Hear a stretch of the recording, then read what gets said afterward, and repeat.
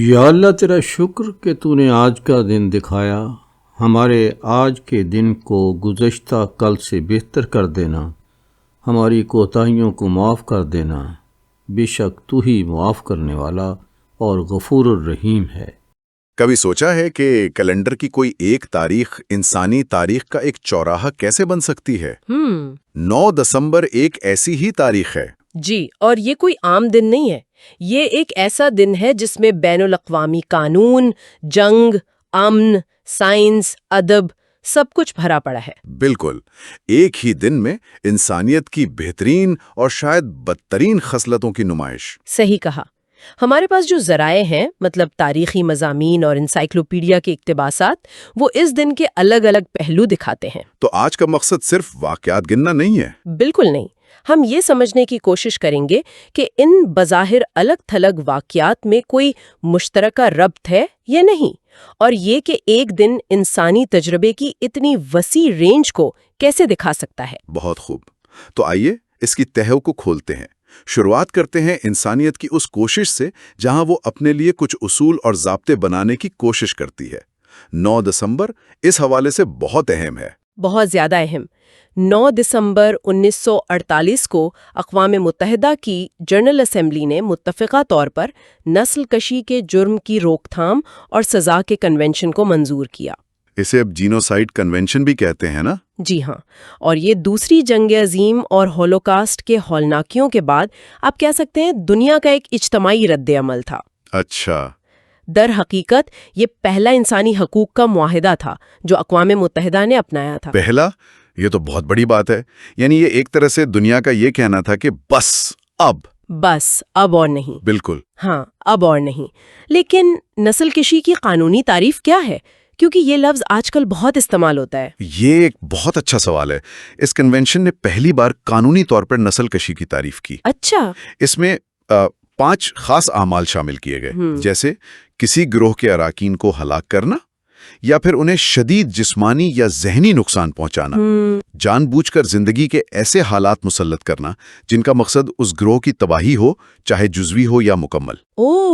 اور اس میں یہ بھی شامل تھا کہ گروہ کے اندر پیدائش کو روکنے کے اقدامات کرنا اور بچوں کو زبردستی ایک گروہ سے دوسرے میں منتقل کرنا۔ یعنی بہت ہی جامع تعریف ہے۔ جی، اور اس کی سب سے بڑی اہمیت یہ تھی کہ اس نے یہ اصول قائم کیا کہ نسل کشی ایک ایسا جرم ہے جس کے لیے کسی کو بھی جواب دہ ٹھہرایا جا سکتا ہے۔ کسی کو بھی؟ مطلب کوئی بھی، چاہے وہ عام شہری ہو، سرکاری اہلکار یا ریاست کا سربراہ، کوئی بھی قانون سے بالاتر نہیں۔ یہ تو انسانیت کے خلاف سب سے بڑے جرم کی بات ہو گئی۔ لیکن دلچسپ بات یہ ہے کہ 9 دسمبر کو ایک اور عالمی برائی کے خلاف بھی آواز اٹھائی جاتی ہے۔ آپ بدعنوانی یعنی کرپشن کی بات کر رہے ہیں؟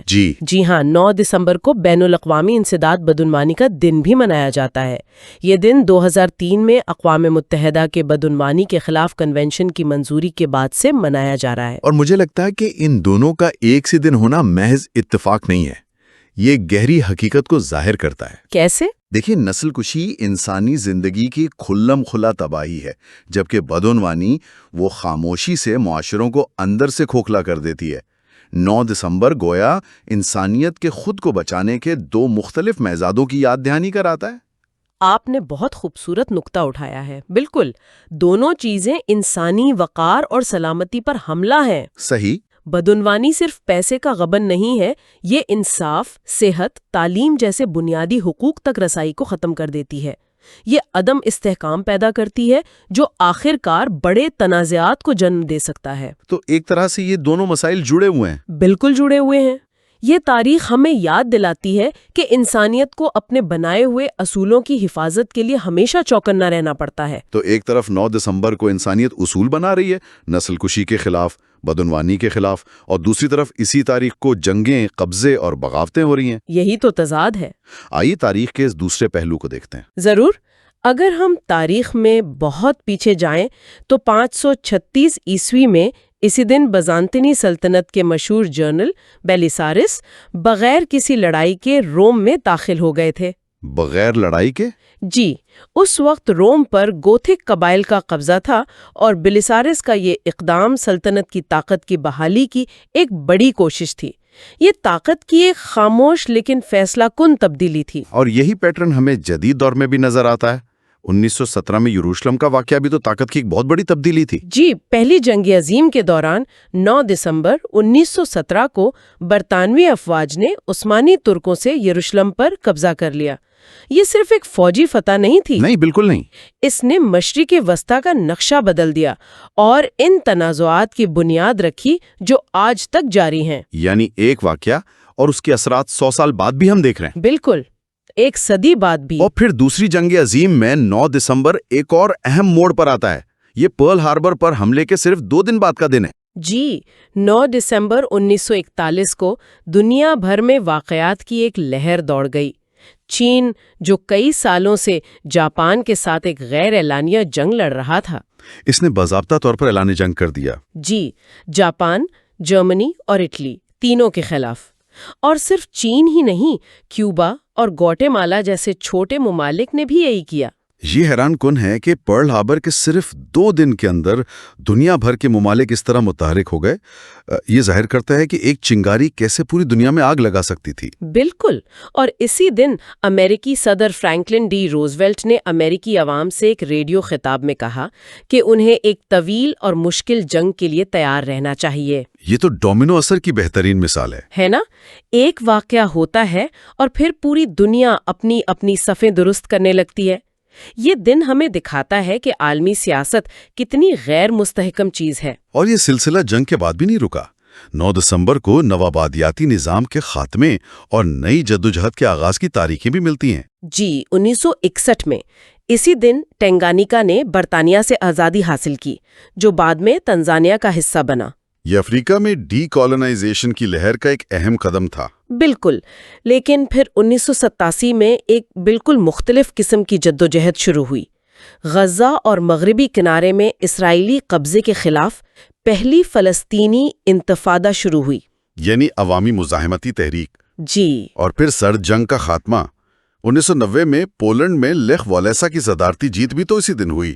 جی، لیخ والیسا، جو ایک جہاز ساز فیکٹری کے الیکٹریشین تھے، جنہوں نے یکجہتی یعنی سولیڈیرٹی نامی ٹریڈ یونین کی بنیاد رکھی۔ اور یہ یونین کمیونسٹ حکومت کے خلاف مزاحمت کی سب سے بڑی علامت بن گئی۔ بالکل، 9 دسمبر 1990 کو ان کی بھاری اکثریت سے کامیابی صرف پولینڈ کی فتح نہیں تھی، بلکہ یہ پورے مشرقی یورپ میں کمیونزم کے خاتمے کا اعلان تھا۔ تو ہم نے بڑے پیمانے پر ہونے والی تبدیلیوں کی بات کی، قانون، جنگ، سیاست، لیکن تاریخ صرف بڑے واقعات سے نہیں بنتی، یہ ان افراد سے بھی بنتی ہے جو اپنے خیالات اور کام سے دنیا کو بدل دیتے ہیں۔ آئیے کچھ ایسی شخصیات کی بات کرتے ہیں جو 9 دسمبر کو پیدا ہوئیں۔ اور اس فہرست میں پہلا نام انگریزی ادب کے ایک دیو جان ملٹن کا ہے، جو 9 دسمبر 1608 کو پیدا ہوئے۔ زیادہ تر لوگ انہیں ان کی شاہکار نظم پیراڈائز لاسٹ کے لیے جانتے ہیں، جو کہ بلا شبہ ایک عظیم ادبی کارنامہ ہے۔ لیکن ملٹن صرف ایک شاعر نہیں تھے،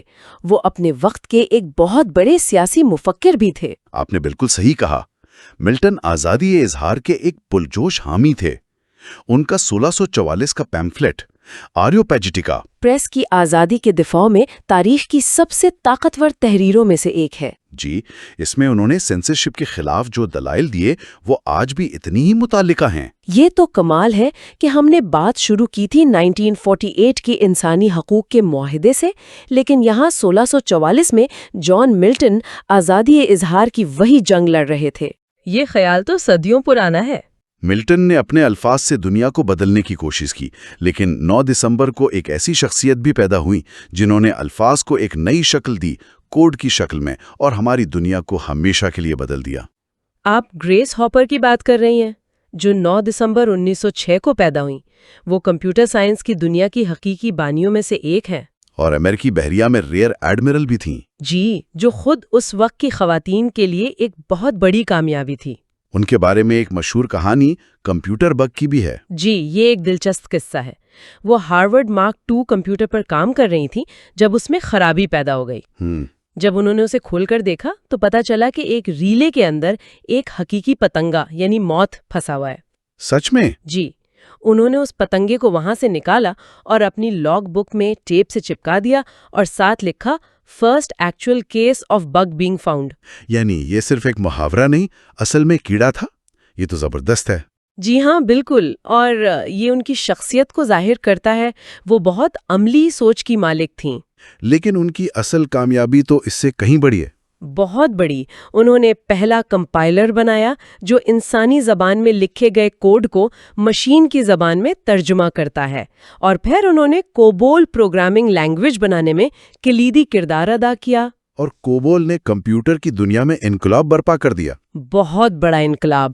کوبول سے پہلے کمپیوٹر پروگرامنگ صرف ریاضی دانوں اور انجینئرز کی دنیا تھی. اچھا. ہوپر نے ایک ایسی زبان بنائی جو انگریزی سے قریب تھی، جس کی وجہ سے پہلی بار کاروباری ادارے، بینک اور حکومتیں بھی کمپیوٹر کو اپنے مقاصد کے لیے آسانی سے استعمال کرنے لگے. یعنی انہوں نے ٹیکنالوجی کو سب کی پہنچ میں لا دیا. بالکل.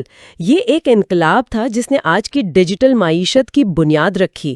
ان کی خدمات کے اعتراف میں امریکی بحریہ کے ایک جنگی جہاز کا نام USS ہاپر رکھا گیا. اور اسی دن فلمی دنیا کے دو بڑے نام بھی پیدا ہوئے، کرک ڈگلس 1916 میں اور ڈیم جوڈی ڈینچ 1934 میں. دونوں اپنی نسل کے بہترین اداکاروں میں شمار ہوتے ہیں. تو ہم نے اصولوں کی بات کی، تنازعات کی بات کی، اور دنیا بدلنے والے ذہین افراد کی بھی. لیکن کیا 9 دسمبر کو کوئی ایسا موقع بھی آیا جب انسانیت نے مل کر کوئی بڑی کامیابی حاصل کی ہو؟ جی ہاں، اور یہ شاید اس دن کی سب سے امید افزا کہانی ہے. 9 دسمبر 1979 کو عالمی ادارہ صحت یعنی WHO نے باضابطہ طور پر چیچک کے مکمل خاتمے کی تصدیق کی. یہ ایک بہت بڑی خبر تھی.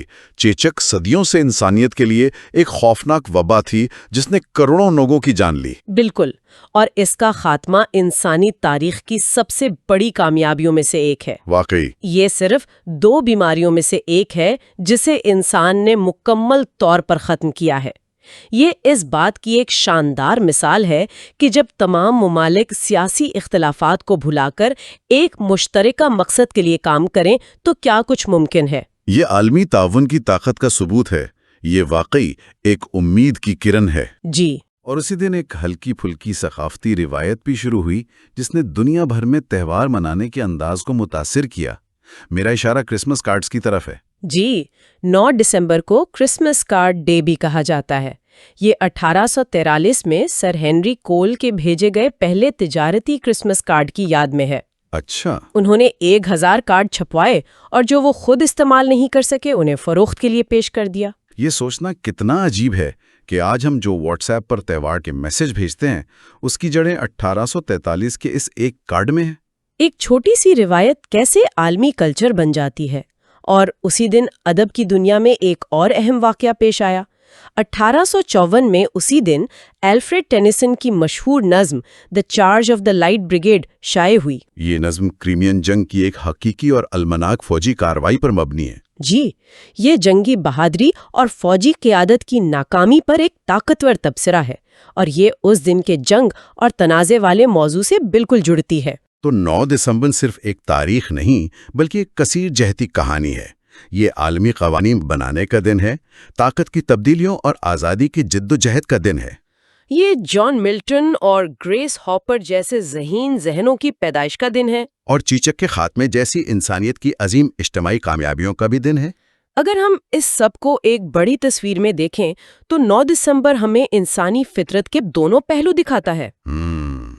ایک طرف نسل کشی جیسے بدترین جرائم کو روکنے کے لیے قوانین بنانے کی ہماری صلاحیت، اور دوسری طرف جنگوں اور تنازعات میں ملوث ہونے کا ہمارا رجحان. ایک طرف چیچک پر فتح اور دوسری طرف تقسیم اور قبضے کی تاریخ. یہ تضاد ہی انسانی تاریخ کا جوہر ہے. اور سامعین کے لیے سوچنے کے لیے ایک خیال چھوڑ جاتے ہیں. یہ دیکھتے ہوئے کہ 9 دسمبر کو نسل کشی کنونشن کی منظوری ہوئی، لیکن اسی تاریخ کو انتفاضہ جیسے تنازعات کا آغاز بھی ہوا، تو اس سے پتہ کیا چلتا ہے؟ کیا انسانیت اخلاقی اصول بنانے اور ان پر عمل کرنے کی صلاحیت میں ہمیشہ ایک کشمکش شکار رہے گی؟ اور اس دوہرے پن کا ہماری ترقی کے تصور کے لیے کیا مطلب ہے؟